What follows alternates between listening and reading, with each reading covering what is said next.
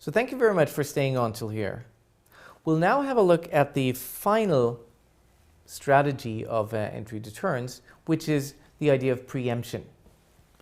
Now, what does preemption mean and what forms can it take?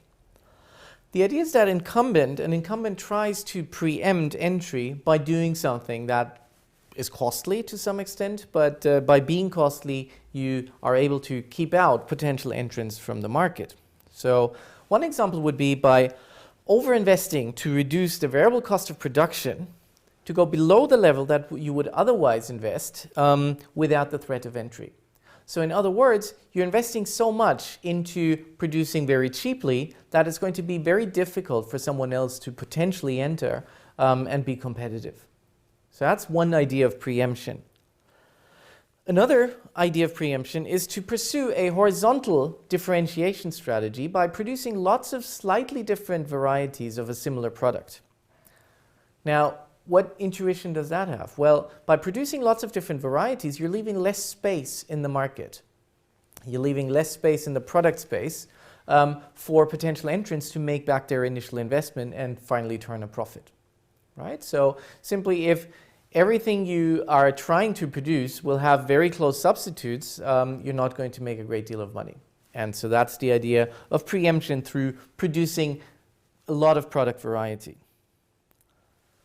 Finally, you can also do that in a spatial setting, and you can choose locations of outlets more densely than you would otherwise do if there was no threat of entry. And so I want to discuss this final strategy using an example from my own past, which refers back to my time at the London School of Economics, where I was working for a couple of years. And of course, if you go down to work, if you try to basically go there in the morning, then one of the things that is very obvious is that there are plenty of coffee houses or coffee shops close by on the way to LSE. And you can imagine why, right? There's plenty of students going there every day. There's lecturers, professors, staff there going every day. There's other people that work in the vicinity. So it's very obvious that there's a high demand for coffee overall. So this is how the situation looked like. You have the LSE here. These are all the red buildings. And you have 3 coffee shops.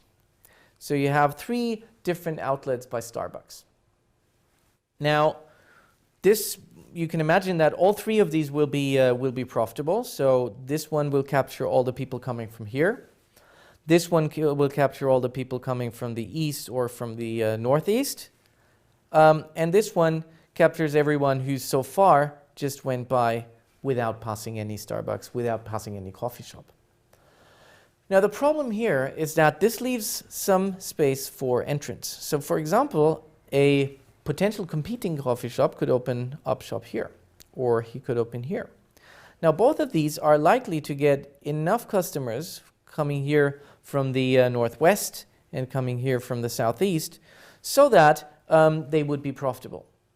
Okay, now this also means that Starbucks is not going to be very happy because these consumers, or the consumers that would otherwise go here, are now already satisfied by having had coffee from their competitors earlier on.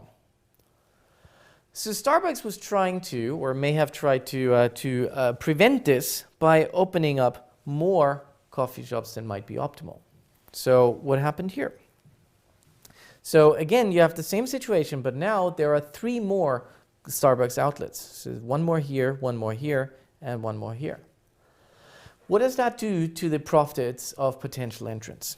So if you open up shop here, then you're almost dead because here there's going to be 1 shop here and 1 shop there. So your demand is going to be much lower than in this case on the left. Also, if there's 1 Starbucks here, then opening up a coffee shop here is going to mean that you get less consumers for that shop.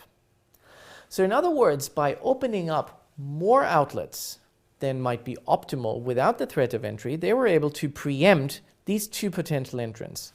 And recall, going back to this, to this picture here, these 2 would have very well been able to turn a profit if Starbucks had stayed at the initial 3 outlets.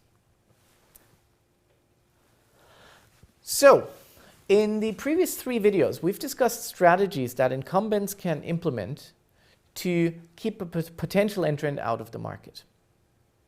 So we've looked at a number of things. We've looked at raising strategic entry barriers. We looked at commitment. We looked at limit pricing and predatory pricing, and we also looked at preemption. So with all this, you should actually be perfectly prepared to answer our brief in-video quiz. And I'll see you after this once more for the wrap-up video. But for now, just please stay on and do the video quiz. Thanks very much.